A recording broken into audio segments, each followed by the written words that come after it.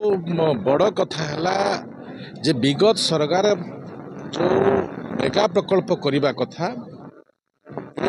ये व्यवस्था यशस्वी प्रधानमंत्री नरेंद्र मोदी मानस पुत्र भलिया योजना थिला जे जल जीवन मिशन जे मुंदे पानी पाइबे लोक केमिति स्वच्छ पानी पाइबे से व्यवस्था भितर आमे विगत दिन में जो प्रकार केंद्र मंत्री विशेष टोलू को हैरान करिसेंती सरकार पातर अंतर करिसेंती से दृष्टि आमे स्वच्छ पानी पाइबारु आमे वंचित होजु तथापि आमे मो विधानसभा रे कहूँ आज भी आपण माध्यम रे कहूँ आमे टार्गेट रखीछु जे मार्च मास सुधा आमे 50 मेगा प्रकल्प संपूर्ण करिबु एवं जून सुधा आमे 72 आमे प्रकल्प संपूर्ण करिबु एवं 2026 जून सुधा आमे ओडिशार समस्त लोकन को आमे स्वच्छ पानी व्यवस्था करिबु ए प्रकार नहीं आम कम करुचु मोर विभाग कम करुच्ची ओडिशा सरकार से तत्परता 100% अच्छी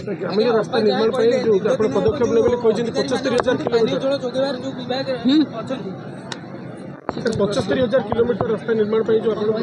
स्वप्न देखी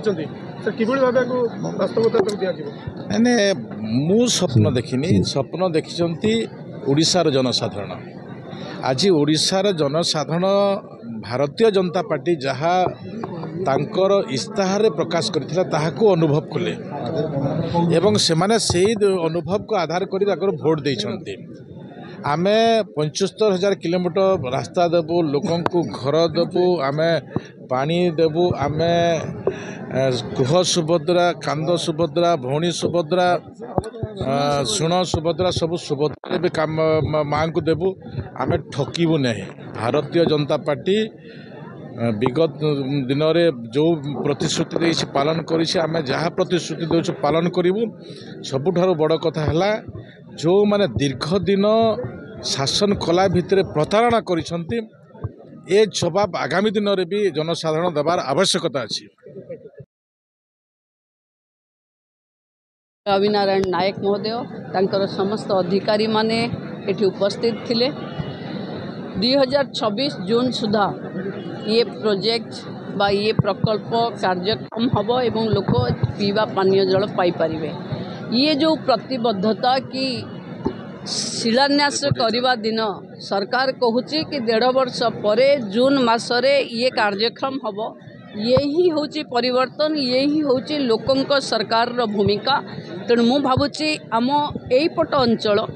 जो माने विगत किछि वर्ष धरी पानी पाई बहु हैरान हरकत होउथिले गोटे वर्ष परे ये प्रोजेक्ट रे जेंती 1,38,000 लोकंक पाखे ये पानी पहुँचबो ये गोटे बड़ समस्यार समाधान हबार बाट फिटिछि।